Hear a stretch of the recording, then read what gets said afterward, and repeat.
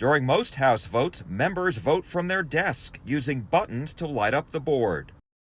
Many of them voting once, twice, 3 times, or more.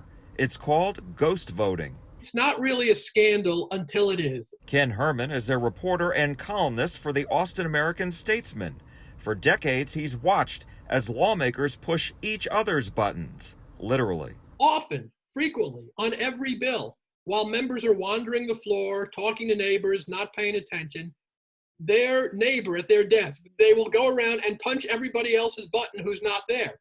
In most cases, they've done it with that person's authority. The most notorious case was in 1991, when a Houston area lawmaker died of a drug overdose, hours before he was due at the Capitol.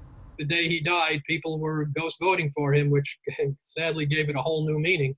But that's what can happen. If you want to see how it happens, you'll have to go to Austin, because even though the House live streams hours of debates and routine readings, when it comes to voting,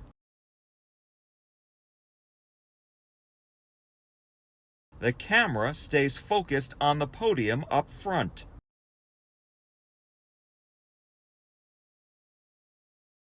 In most cases, it's a courtesy. Herman says most bills that make it to the floor have enough support to pass by a wide margin, so ghost voting rarely affects the outcome. But it does happen. Last session, after a bill about policing survived a critical vote, the House held a verification vote, a roll call of sorts.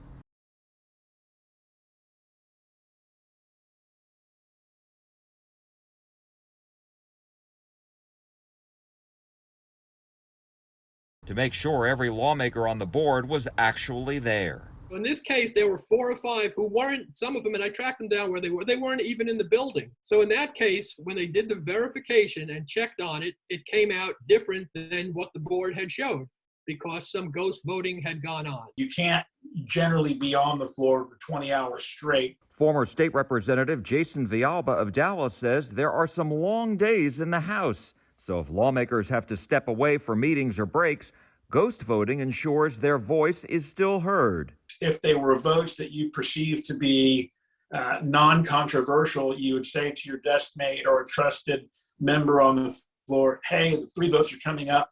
I'd like you to vote me yes, yes, no. Herman's advice? Just push your own button. You went to the trouble to get elected, to drive to Austin. You're so close to your desk. Go ahead and walk those extra few feet and vote. Would it kill you? Villalba also told us lawmakers can make a motion for what's called strict enforcement, which requires members to be at their desk when they vote.